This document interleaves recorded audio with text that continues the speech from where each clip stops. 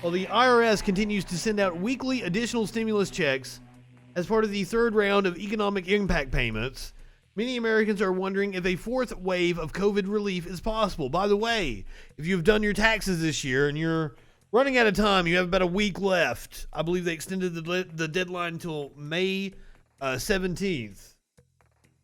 You might actually get a little more money from the previous stimulus.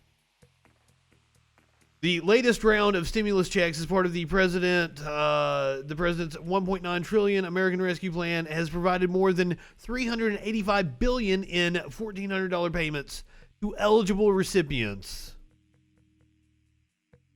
When asked directly about stimulus checks last week, White House Press Secretary Jen Psaki responded by saying, "We'll see what members of Congress propose," adding that the payments were not free.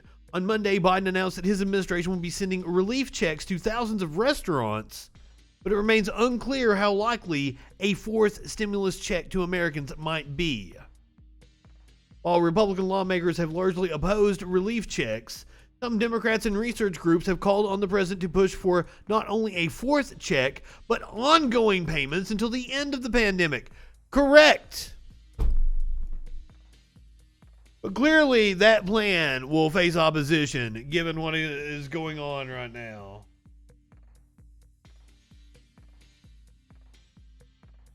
You guys have all seen it. The deluge of propaganda.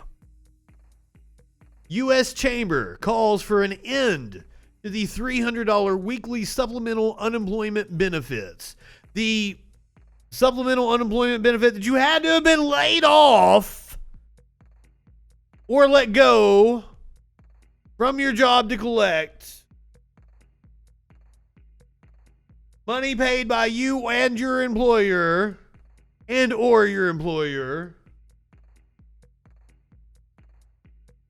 The U.S. Chamber of Commerce is calling for Washington to immediately stop paying out-of-work Americans an extra $300 a week in unemployment benefits, saying the boost in government aid is giving some recipients less incentive to look for work. The business group said Friday that the supplemental unemployment benefit, part of Biden administration's effort to support the pandemic-ravaged economy, results in about 1 in 4 recipients taking home more in unemployment pay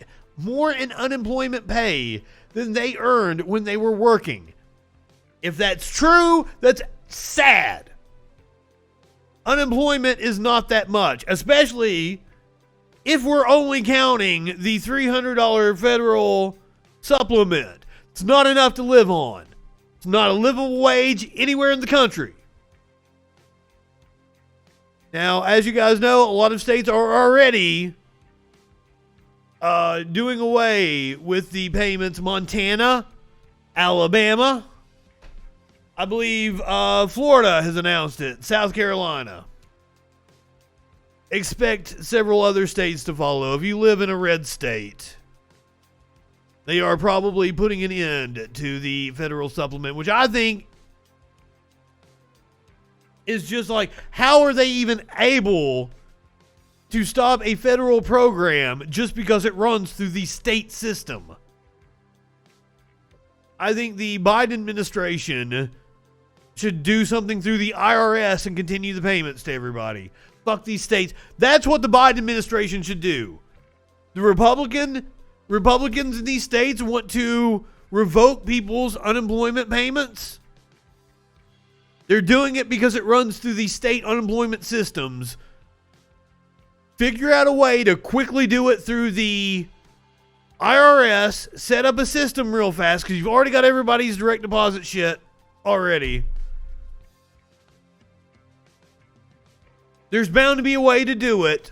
Continue the program. That will be a fantastic way to show a major difference between the two parties going into next year's midterm congressional elections. So the statement follows the release of a surprisingly weak jobs data for April after a amazing jobs report for March. On Friday, the Labor Department said U.S. employers added just 266,000 jobs last month, a big drop from March, and well below the nearly 1 million jobs economists were expecting, according to FactSet. I don't know where they were expecting this to come from. I don't know. It seems to be predicated on the notion that somehow we've been shut down somehow. We haven't.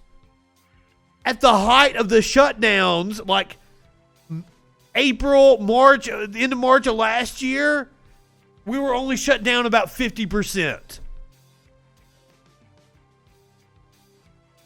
And most places have been going pretty hard on at it since the fall. So I don't know where they were expecting these million jobs to come from. The disappointing jobs report makes it clear that paying people not to work is dampening what should be a stronger jobs market, said Neil Bradley, the Chamber's executive vice president and chief policy officer, a motherfucker that is almost certainly a millionaire.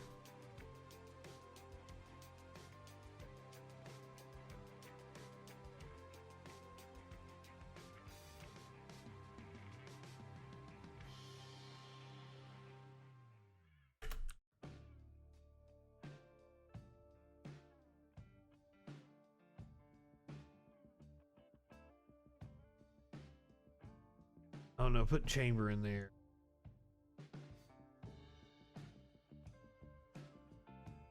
I want to know his fucking net worth.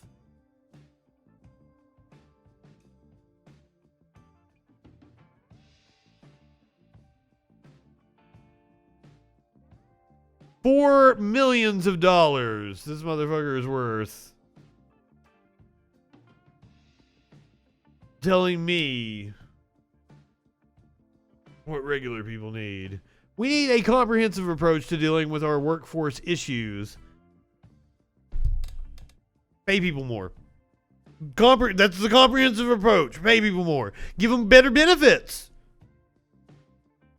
You offer more incentives. Supply and demand. You have a labor shortage. Entice the labor to work for you. That's how it works. We need a comprehensive approach to dealing with our workforce issues and the very real threat unfilled positions pose to our economic recovery from the pandemic. As more people have begun looking for work, more are being counted among the jobless. The unemployment rate ticked up in April to 6.1% from 6% in March.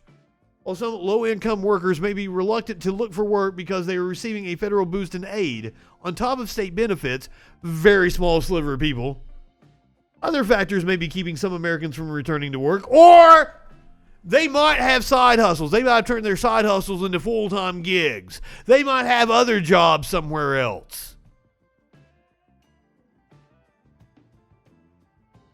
So your factors are leaving off something. But they include a fear of contracting coronavirus or because they need to care for children who haven't returned to school.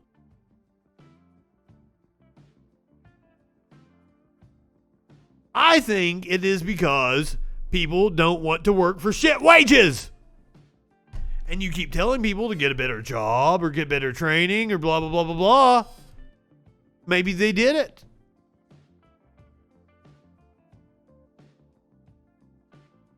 I know a lot of my friends expanded their side hustles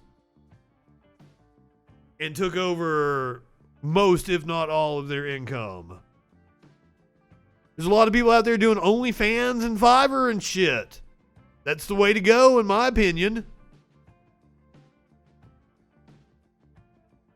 I've been doing the contract labor for 4 or 5 years now. A lot of people just discovered Fiverr and people per hour and shit like that because of the pandemic. They're like, no, I'd rather do this than work at some fast food restaurant for $9 an hour. They only give you like fucking 30 hours a week. So you're not making a full fucking paycheck anyway. You don't get benefits. And it fucks up your week to where you can't go take another job. Who wants that? Or You can get on Fiverr and you've got some skill that you can market. And you're like, oh shit, this was easy. And the pandemic was the thing that gave you the motivation to find a platform or actually put together a portfolio of your artwork. A lot of my friends started selling commissions of their art. I don't know. I don't know what to tell you, Chamber of Commerce. Pay people more money. Supply and demand. It's Economics 101.